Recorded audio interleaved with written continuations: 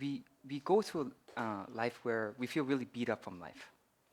And when we look at sometimes it can be more painful to look at it because it just may feel like just completely unrealistic, right? And the way the law of attraction actually works is,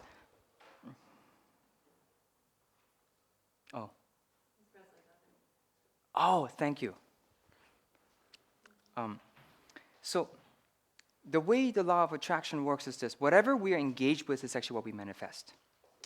Have you ever noticed that when life is going bad, when it rains, it pours?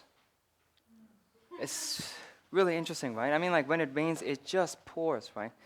So, and since we all understand the law of attraction, one of the key things that we do is we try and not have these negative feelings, or we try and change it or whatever. But it's kind of interesting because you'll find that this actually doesn't work.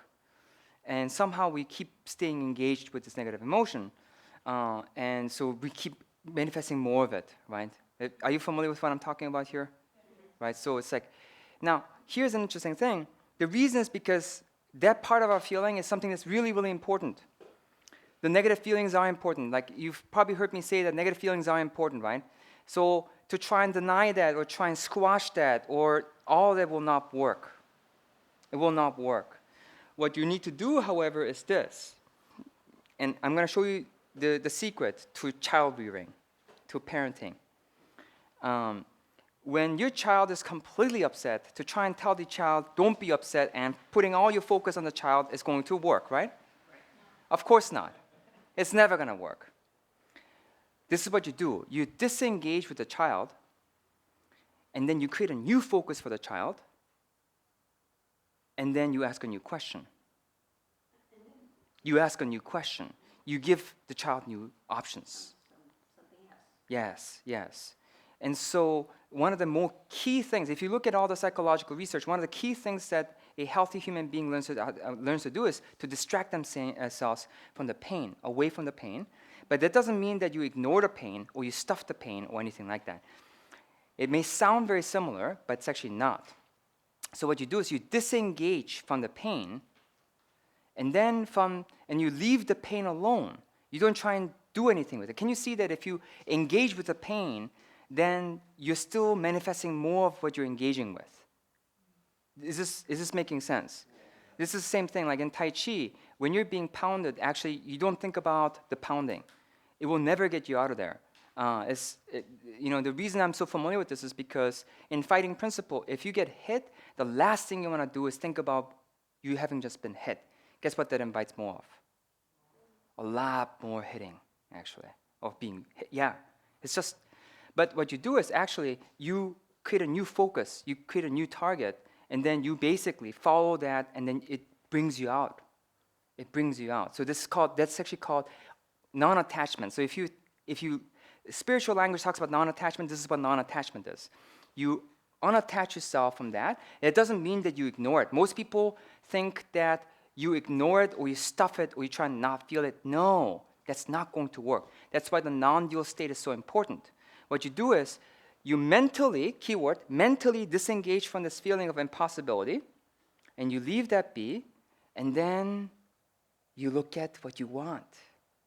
And then here's a keyword. Once you look at what you want, the feeling may not immediately come, but it's really interesting. You still know what you want. And then choose that. Consciously say, okay, I claim that life. And you engage the law of attraction, and this is the reason why this works. Tai Chi says everything has to be effortless. So I want to say most of modern day cultures is based on focus and inspiration and being rah-rah. And that's actually good. I actually love positivity. But typically, have you ever noticed that when you're like high, you typically tend to swing back to low? What you want is something sustainable. So Tai Chi actually looks at if you can make everything like brushing your teeth, it's good. It just happens. Have you ever noticed that the things that you just do, they just keep happening and they're effortless? Isn't that interesting? And so when you select a new life and you don't feel a whole lot, it's actually okay because there's not a whole lot of force. So if there's a lot of force, then there's a lot that fights against you. It just needs to be the life that you want. You don't even need to feel it right now.